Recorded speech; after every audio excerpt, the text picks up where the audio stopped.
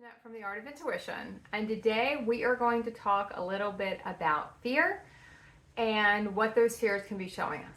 So I'm going to cut it into two different sections. I think I want to talk about some reoccurring dreams people will have that can get kind of misconstrued because of the human mind of what it could be saying. And I'm going to talk about just regular waking fears, because our fears are going to show us the resistance we have. Because one of the biggest things we go through with ascending our consciousness and then ascending our body consciousness and our body frequency is busting through our fears, right? But until we really understand what the fears can represent, we don't really want to do that. Because fear is a form, control is a form of fear, right? So we try to control our fears. If we're trying to control something, it's because we fear the outcome on the other end. That's the only reason we control anything. If we don't control something, then if we're trying to control, we have a fear. And we want to get to what that fear is. Now, some of our fears are very obvious, you know. I've always had a fear of heights. I don't really like heights. I don't like flying. I don't like either one. Now, flying is also a fear of not having control. You know, it is not liking to have control of your outcome. So when you take those two fears together and you look at them from a higher consciousness, you start to see that anything that involves going higher, whether some people just don't like to be in the airplane, not so much because of the crashing part. They're so far, they just don't like to be so high up in the air. They don't like a lot of people also go into, like, because if you had a past life or any of these things happen, it's kind of ingrained into your memory. Now remember, all the past life things are happening at the same time.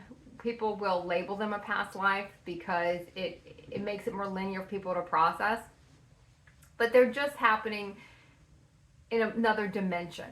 So when we do have flashes of that, and sometimes when you go into different fear, try to get to the bottom. We're going to try to get to the bottom of some of these fears.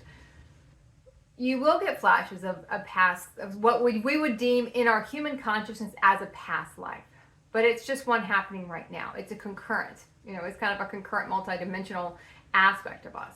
So when we start going into a lot of these fears, there is a huge fear of ascending our consciousness, going higher in frequency, getting higher. So if we do have these fears, we are afraid of going to the next step, going to the next level. So if you do find that you have these, there's going to be a little more resistance in your ascension process than someone who's not dealing with that. Now, on the other side of that, pretty much everyone, I'm going to say everyone, but it might be a generalization, but have a fear of death. Most people who even say they don't have a fear of death have a fear of death when they think death is imminent, right? It's a massive fear for a lot of people. And that also ties into ascension. If you're fearing death, you're fearing ascension, because ascension is sort of death to the ego. Even though the ego technically doesn't leave completely, it's still kind of in here. We just don't let it make decisions anymore. It is kind of death to your old human life. It's death to everything that represented you in that life, whether it be your status, your human personality, because though you have a higher aspect personality, it is a tad different than your human personality. It doesn't have the distortions to it. Your degrees you had, where you went to school, the car you drove, how much money you had in your bank account, who you were married to, who you dated, whatever you use to kind of define yourself. Even if you get into survivor identifications, anything you use to kind of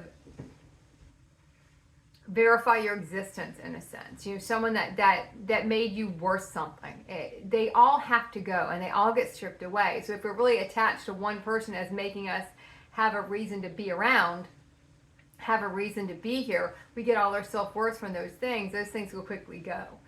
So when we talk about having that fear of death, you're really fearing the death of the ego. So it is important for us to work through these fears so we can continue to get to the next phase. We can continue to get through the next space for us.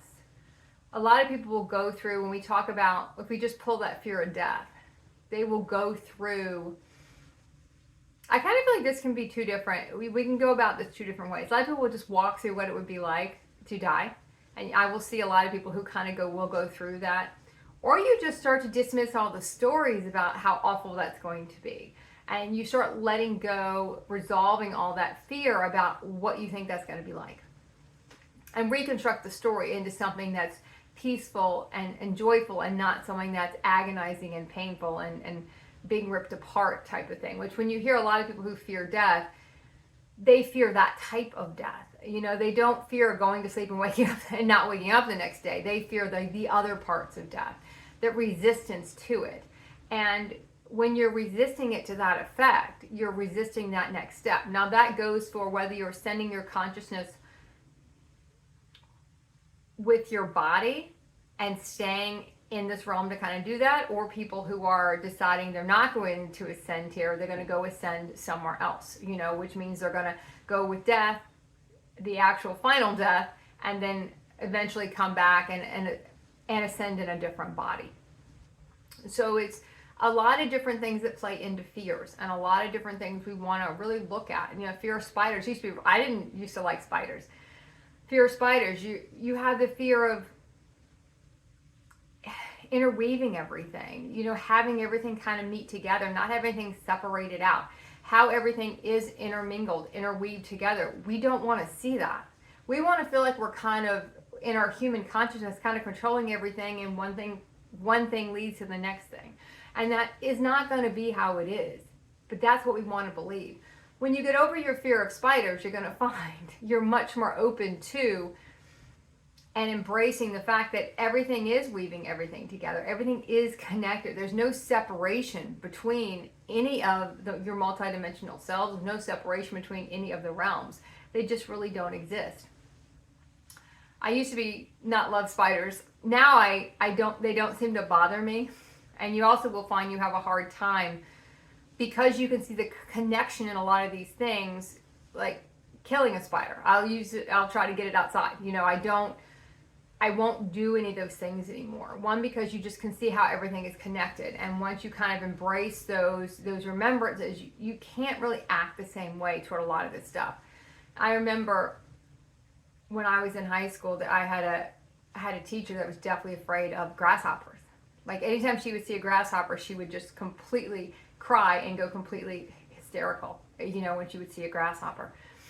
Which at the time, I was like, that seems kind of a strange fear to have. Now I can see that that's a fear of kind of quantum jumping, as to jumping through different realities, jumping into certain things. We have to look at what we're afraid of. You know, I'm going to pick some of the bigger ones. Even fear of going outside, a fear of that expansion, a fear of that sacrificial energy that nature does have, that we have to kind of embrace. We have to get close to that. We have to really embody that, because it's so important for us to understand that there is a sacrificial nature to nature, where one species will sacrifice to push the whole part forward. And that's what humanity does do. It's just the part of humanity we don't like to talk about. We don't like to see that. You know, we want to assign a victim. We want to assign someone did something wrong, and now this person is suffering for that. We want to put a whole story around it, instead of understanding that it's sacrificial for the whole. It's to move all of humanity forward if this happens this way. We just, a lot of times, most of the time, we don't like the way that stuff happens. We don't like the way that stuff starts to kind of, we don't like the way it falls out. You know, we don't like to see certain things happen. But that's why it has to happen that way. So we push forward. We clear anger. We clear fear. We clear all these things to go toward the next step. When we dream, I know I say a lot of times that dreams are happening, right? Dreams are all happening at the same time. So you have to believe that everything you see in your dream world is real. Everything happening in your dream world does actually happen.